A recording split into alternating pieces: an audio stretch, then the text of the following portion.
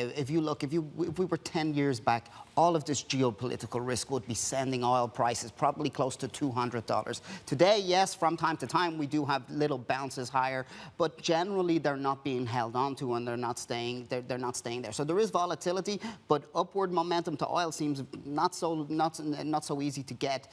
And largely that is due to demand concerns. Right now, we can see that most of the forecasts for the global economy are becoming increasingly gloomy.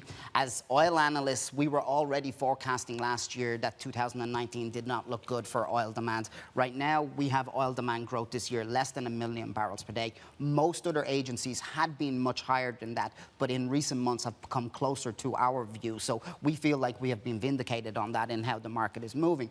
But what is probably more depressing for the oil industry is that even of that headline demand growth of 1 million barrels, only half of that is actually going to come for crude oil, because other oils such as biofuels, natural gas liquids will meet the other half. So it's really not a good year for oil from a fundamental perspective. The fundamentals are weak. It's the geopolitics that are keeping the market nice and healthy. Could those fundamentals change as we now embark on a world with cheaper money as interest rates get cut? We're, of course, anticipating the Fed, the ECB now suggesting that they're going to loosen policy even further, perhaps in September.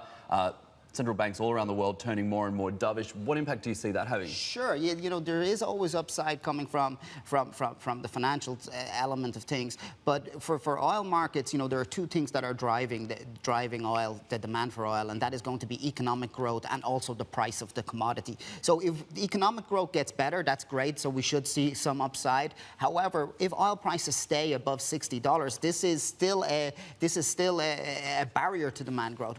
The most demand growth we saw in the last few years was when oil prices went below $50 a barrel. So it's difficult to paint a very bullish, and particularly long-term for oil, when you start thinking, oh, here comes electric vehicles, here comes, you know, efficiency gains, all of these things. It's hard to be very bullish on oil, both short-term and long-term. Hey everybody, it's Hadley Gamble from our new CNBC Middle East Bureau in Abu Dhabi. Thanks for stopping by. Now, to watch more, you can try one of the videos that just popped up on your screen. And don't forget to subscribe.